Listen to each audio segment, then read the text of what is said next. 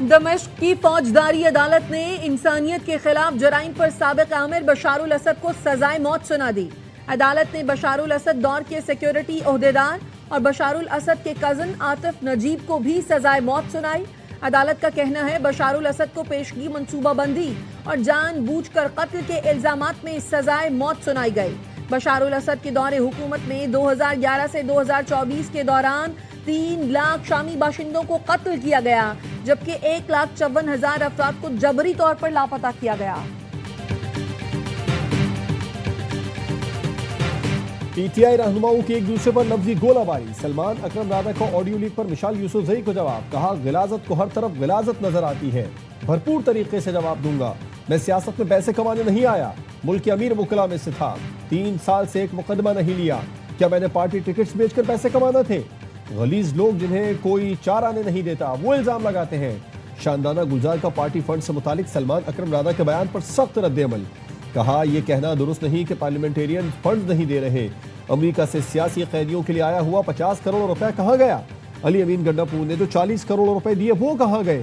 سلمان اکرم رادا بہت غلط بات کر رہے ہیں، ہر شخص کو پہلے اپنے گریبان میں جھانکنا چاہیے۔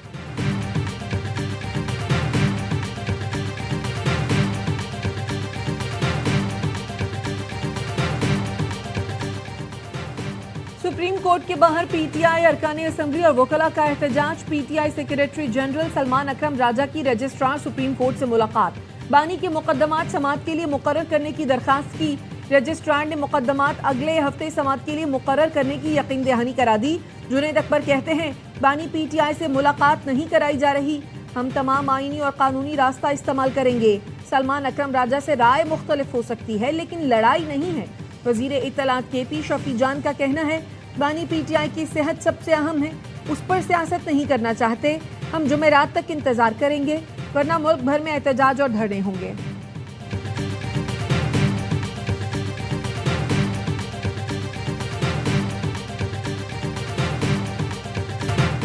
بانی پی ٹی آئی کو رہائی اڈیالہ جیل یا عدالتوں کے باہر احتجاج سے نہیں ملے گی، ریلیف کے لیے عدالتوں سے ہی رجوع کرنا ہوگا۔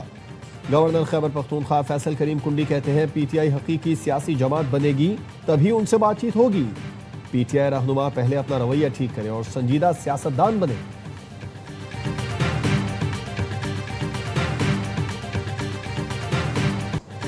صدر آصف علی زرداری نے مختلف ہائی کورٹس میں ایڈیشنل ججوں کے تقرر اور بعض ایڈیشنل ججوں کی توثیق کی منظوری دے دی۔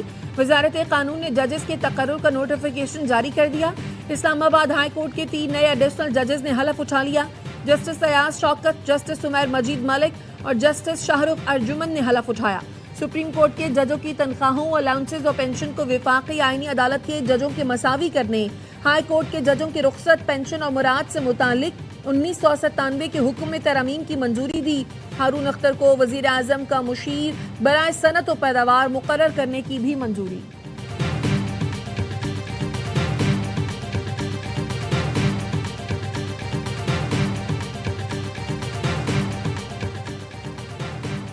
آزاد کشمیر قانون ساز اسمبلی کے انتخابات کا تیسرا مرحلہ، 4 میں سے 2 نشستیں پیپلز پارٹی کے نام، غیر حتمی غیر سرکاری نتائج کے مطابق اہل 17 باغ 4 میں وزیر اعظم آزاد کشمیر فیصل ممتاز راٹھور کامیاب، اہل 15 باغ 2 میں پیپلز پارٹی کے ضیاء القمر فتح یاب، نون لیگ کے مشتاق منہاس دوسرے نمبر پر رہے، اہل 14 پر اپسیٹ۔ جموں و کشمیر عوامی دست و بازو کے ساجد اقبال نے مسلم کانفرنس کے سردار عتیق کو شکست دے دی، اہل 16 میں 12 پولنگ اسٹیشن پر تصادم، دوبارہ پولنگ کا فیصلہ، دوبارہ ووٹنگ تک نتائج روک دیے گئے، مسلم لیگ نون کا پیپلز پارٹی پر دھاندلی کا الزام، حویلی کہوٹہ میں آر او آفس کے باہر دھرنا، الیکشن کمیشن نے دوبارہ گنتی کی درخواست مسترد کر دی۔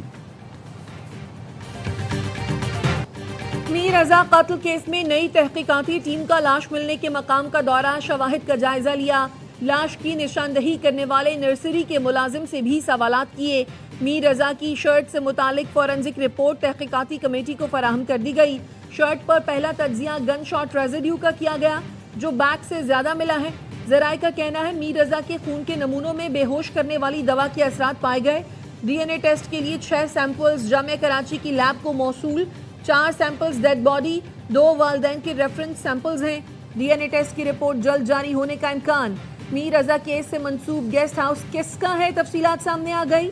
گلستان جوہر بلاک 1 کے بنگلے کی مالکن 71 साला ताहिरा सुल्ताना हैं। बंगला लियाकत अली नामी शख्स ने रवां बरस मई में किराए पर हासिल किया। बंगले को बतौर गेस्ट हाउस चलाया जा रहा था।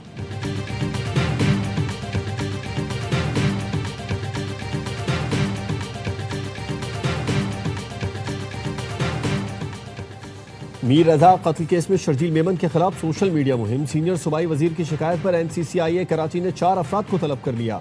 हतक आमेज और मनगढ़ंत मवाद की तशहीर पर सैयद अब्दुल्ला, अमीन कुरैशी, बिलाल वारसी और उबैद कुरैशी को नोटिस जारी। चारों अफराद को 13 अगस्त की सुबह 11:30 बजे NCCIA कराची में पेश होने की हिदायत।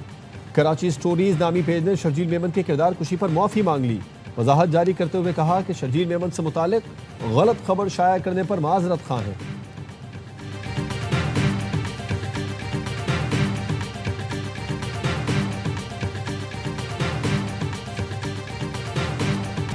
सिर्फ एतराफ से कुछ नहीं होगा, इस नाकाम सिस्टम को जड़ से उखाड़ फेंकना होगा। अमीर जमात इस्लामी हाफिज नईमुर रहमान कहते हैं मौजूदा हुकूमत जो दरअसल PDM है वो भी यही कहती है कि निज़ाम नहीं चल रहा, लोगों को अमन मिल रहा है ना रोजगार। ये सिस्टम नाअहली का शिकार है। तर्जुमान सिंध हुकूमत सादिया जावेद का रद्द अमल, कहा सिंध धरती की तकसीम या किसी भी साजिश को कबूल नहीं किया जाएगा। कराची सिंध का अटूट अंग है और हमेशा रहेगा। हाफिज नईमुर रहमान मकाराना ताईद से बाज रहे।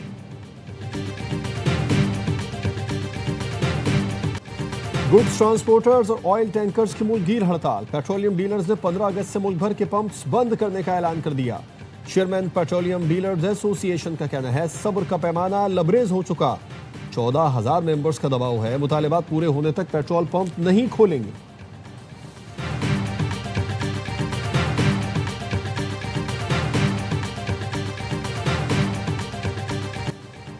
आपने हुर्मुज को बारूदी सुरंगों से मुकम्मल साफ कर दिया। अमरीकी सदर डोनाल्ड ट्रंप का दावा, कहा आपने हुर्मुज पर इस वक्त अमरीकी बहरिया का 100% कंट्रोल है। ये अहम आबी गुजरगाह अब खुली हुई है। ईरान अब भी सूरत हाल में मुश्किलात पैदा कर सकता है, लेकिन वो शदीद माली मुश्किलात का शिकार है। उसकी अफवाज को मुनासिब फंड्स दस्तयाब नहीं। ईरान बाज ना आया तो उसके खिलाफ मजीद सख्त कार्रवाई करेंगे। ट्रंप ने मजीद कहा गजा अमन मंसूबा मुस्तरद करने पर इसराइली वजीर आजम नेतन्याहू को जल्द जवाब दूंगा।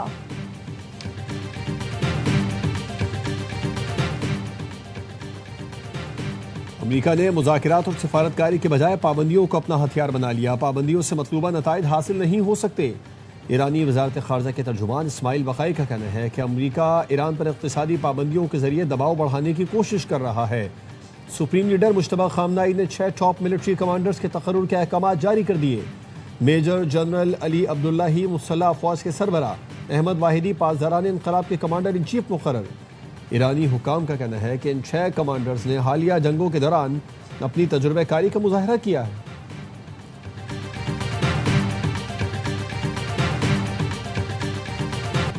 तारीफ वो जो दुश्मन भी करे।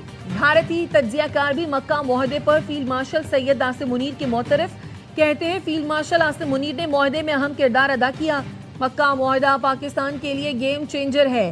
पाकिस्तान का किरदार, हैसियत और मकाम बहुत बढ़ गया।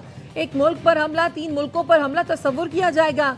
अब पाकिस्तान पर हमला सऊदी अरब और तुर्की पर समझा जाएगा। पाकिस्तान, सऊदी अरब और तुर्की के मजबूत मिलिट्री रवाबित हैं। भारत खत्ते में मुसलसल तन्हा हो रहा है। मशरिक़ वुस्ता में भारतीय सफारतकारी पर भी सवाल उठ गए।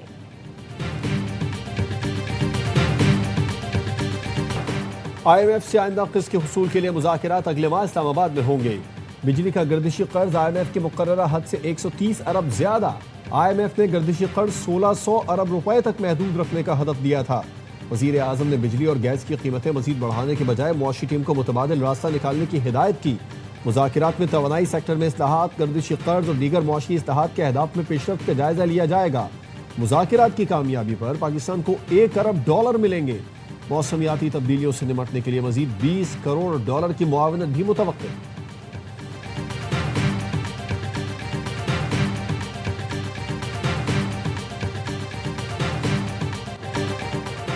वज़ीर आज़म की ज़ेर सदारत FBR के उमूर पर जायजा इजलास। कस्टम्स बॉन्डेड वेयर हाउसेस का 3 साल का थर्ड पार्टी ऑडिट कराने की हिदायत।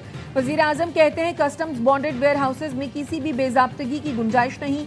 بریفنگ کے دوران بتایا گیا پیٹرولیم مصنوعات کے کارگو کی نگرانی وی باکس سسٹم سے منسلک ہے۔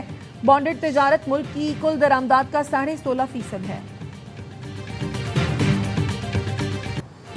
کوٹ ادو اور مظفر گڑھ کینال سے مزید 5 لاشیں نکال لی گئیں، جہاں بحق ہونے والوں کی تعداد 8 ہو گئی۔ 7 لاپتہ بچوں کی تلاش جاری۔ باراتیوں سے بھرا لوڈر رکشہ گزشتہ روز مظفر گڑھ کینال میں گر گیا تھا۔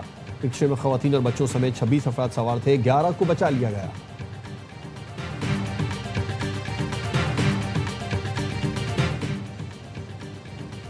کراچی میں پورٹ قاسم موڑ پر ٹریفک پولیس نے بچی کے اغوا کی کوشش ناکام بنا دی۔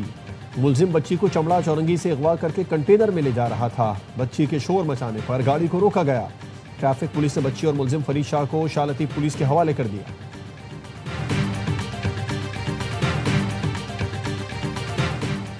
سندھ ہائی کورٹ نے 13 سال بعد شازیہ مری کی نااہلی کی درخواست ناقابل سماعت قرار دے دی۔ مبینہ جعلی ڈگری سے متعلق کیس میں عدالت نے کہا آرٹیکل 62(1)(f) کے تحت رکن پارلیمنٹ کو نااہل کرنے کا اختیار ہائی کورٹ کے پاس نہیں۔ آئینی عدالت کا دائرہ اختیار نااہلی پیدا کرنا نہیں، عہدے دار کی اہلیت جانچنا ہے۔ آئین کے تحت کسی شخص کو صادق اور امین قرار دینے کا اختیار ٹریبونلز کو نہیں۔ سپریم کورٹ کے احکامات کی روشنی میں درخواست ناقابل سماعت ہے۔ درخواست گزار کے مطابق شازیہ مری نے ہم نام طالبہ کی BA کی ڈگری استعمال کی ہے۔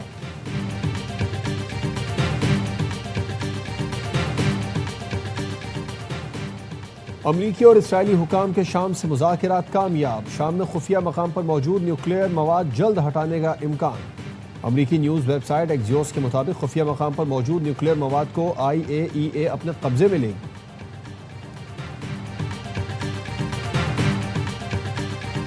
کولمبیا کے ساحلی صوبے چوکوا میں 7.4 شدت کا تباہ کن زلزلہ، 132 افراد ہلاک، 570 زخمی، درجنوں عمارتیں تباہ، 6 ایئرپورٹس متاثر، فلائٹ آپریشن معطل۔ زلزلہ بوگوٹا اور وینیزویلا تک محسوس کیا گیا۔ آفٹر شاکس اور ہلاکتوں میں اضافے کا خدشہ برقرار، امدادی ٹیمیں ملبے تلے دبے افراد کی تلاش میں مصروف۔ ہانگ کانگ میں شدید گرمی کی لہر، درجہ حرارت 142 سال کی بلند ترین سطح 36 ڈگری سینٹی گریڈ تک پہنچ گیا۔ رائٹرز سے مطابق 1884 کے بعد ہانگ کانگ میں اب تک ریکارڈ کیا جانے والا یہ سب سے زیادہ درجہ حرارت ہے۔ ماہرین کے مطابق گرمی میں اضافے کی وجہ سمندری طوفان ڈالفن ہے۔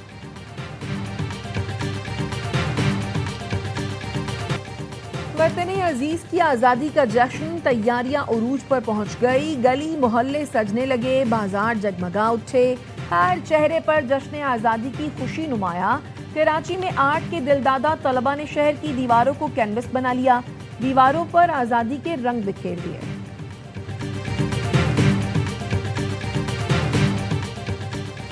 ملک میں بسنے والے اقلیتوں کا قومی دن آج منایا جا رہا ہے۔ صدر آصف زرداری اور وزیر اعظم شہباز شریف نے پاکستان کی اقلیتوں کو مبارکباد دی۔ صدر زرداری نے کہا پاکستان میں ہر شہری کو بلا امتیاز مذہب، ذات اور عقیدے کے مساوی حقوق حاصل ہیں۔ مذہبی اور ثقافتی اختلافات سے بالاتر ہو کر قومی پرچم تلے متحد ہونا ہماری قوت ہے۔ وزیر اعظم نے کہا پاکستان کا آئین اقلیتی برادریوں کے حقوق اور مفادات کے تحفظ کا ضامن ہے۔ چیئرمین پیپلز پارٹی بلاول بھٹو کہتے ہیں اقلیتوں کی قربانیاں اور خدمات ملک کے وجود کا حصہ ہیں۔ ہماری اقلیتوں کا مستقبل پاکستان کے مستقبل سے جدا نہیں۔ پیپلز پارٹی اقلیتی برادریوں کے آئینی حقوق کے تحفظ کے لیے پرعزم ہے۔ اور ملتان کی سخت گرمی میں کھلاڑیوں کا سکلز کا امتحان آج سے ملتان میں شروع ہوگا۔ نیشنل چیمپئنز کپ کے افتتاحی میچ میں آج سائم ایوب کی پاکستان وائٹ اور شاداب خان کی پاکستان گرین کا مقابلہ ہوگا۔